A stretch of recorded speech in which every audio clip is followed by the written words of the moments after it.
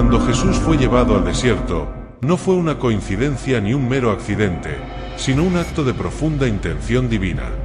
El Espíritu Santo, en perfecta armonía con el plan de Dios, guió al Hijo de Dios hasta aquel desierto desolado, un lugar sin vida y sin esperanza, para que enfrentara una batalla espiritual que no solo definiría su propio destino, sino que cambiaría para siempre el rumbo de la humanidad. Durante 40 días y 40 noches, Jesús soportaría un desierto extremo.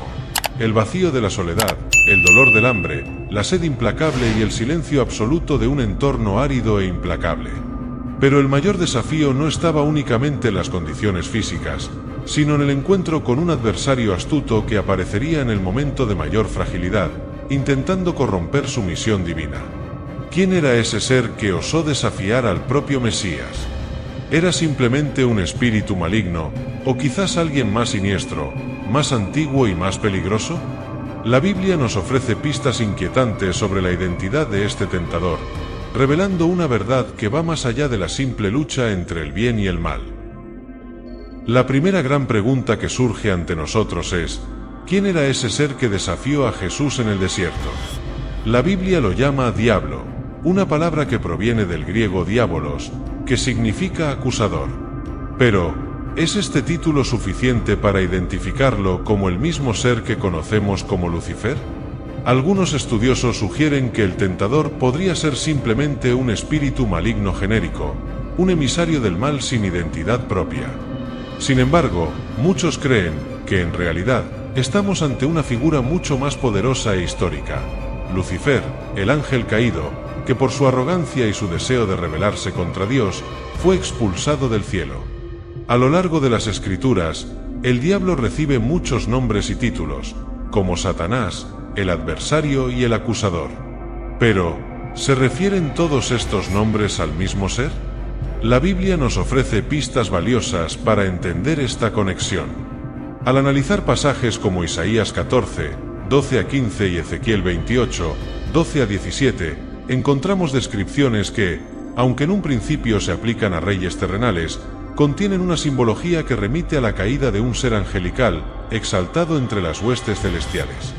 Estas referencias, al relacionarse con el Nuevo Testamento, nos ayudan a comprender que el diablo, que tentó a Jesús en el desierto, bien podría ser el propio Lucifer, quien tras su caída, se convirtió en el oponente de la humanidad y de Dios.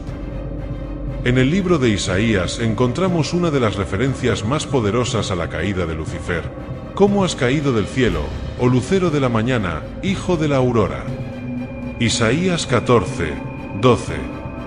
La expresión lucero de la mañana tiene su origen en el latín, Lucifer, que significa portador de luz. A primera vista, esta frase parece referirse al rey de Babilonia, pero, al profundizar en su significado, descubrimos que encierra un simbolismo más profundo, un paralelo con la caída de un ser celestial. Lucifer, el ángel de la luz, fue exaltado entre las huestes celestiales, pero su arrogancia y su deseo de usurpar la soberanía de Dios lo llevaron a la ruina. Desde ese momento, se convirtió en Satanás, el adversario, el gran enemigo de Dios y de la humanidad. Esta transformación refleja el principio de la rebelión y del mal, que sigue manifestándose a lo largo de las Escrituras.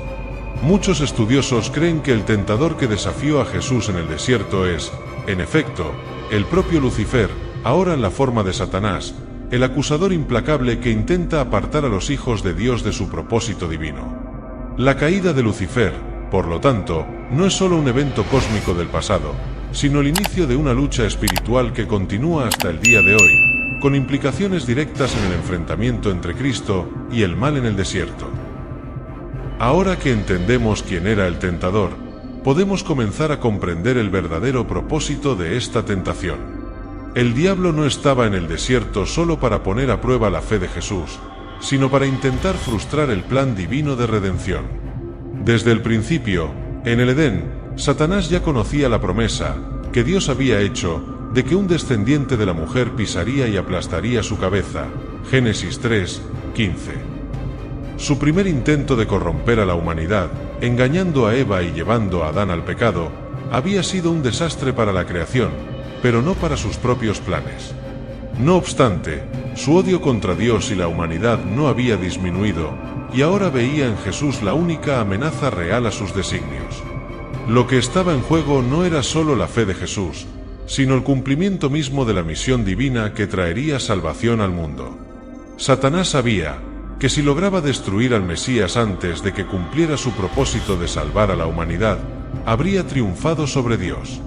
Así, la tentación en el desierto no era simplemente una prueba de carácter para Jesús, sino una auténtica guerra espiritual, una batalla cósmica entre las fuerzas del bien y del mal, con repercusiones que resonarían por toda la eternidad.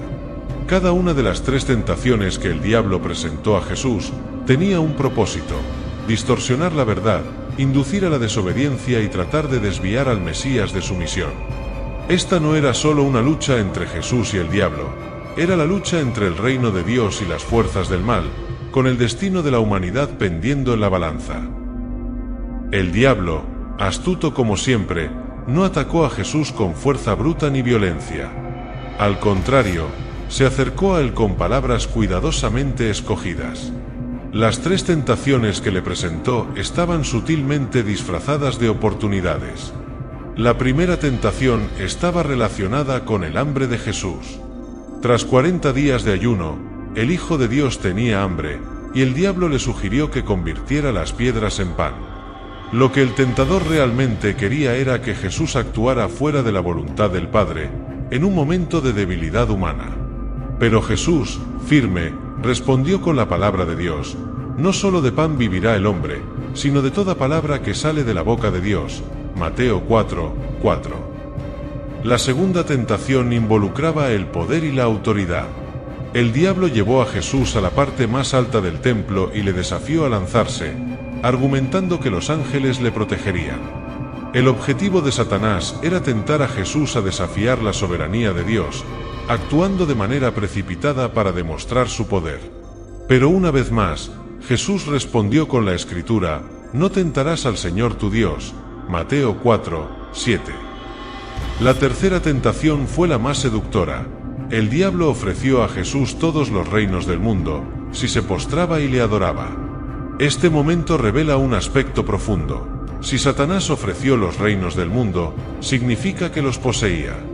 No solo estaba desafiando a Jesús a recibir poder, sino que intentaba corromper el plan divino, ofreciéndole un camino fácil para obtener la autoridad que ya le pertenecía, pero a través del pecado. La tentación de Jesús en el desierto fue mucho más que una simple serie de ataques psicológicos. Fue una lucha espiritual en su forma más intensa y real. Cada una de las tentaciones que el diablo presentó a Jesús tenía un único propósito: desviar al Hijo de Dios de su misión divina de salvar a la humanidad. Si Jesús hubiera cedido, el plan de Dios para la redención de la creación habría sido frustrado, y las promesas de salvación habrían quedado en ruinas. Sin embargo, Jesús permaneció firme, resistiendo todas las tentaciones y demostrando que la obediencia a Dios y la fidelidad a su palabra son más poderosas que cualquier oferta seductora del enemigo.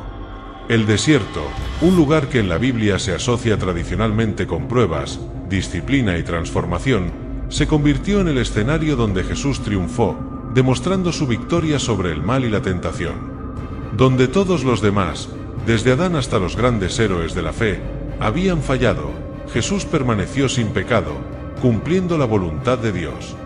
Nos enseñó que incluso en nuestros momentos más áridos y desafiantes, es posible vencer las adversidades y permanecer fieles al propósito divino.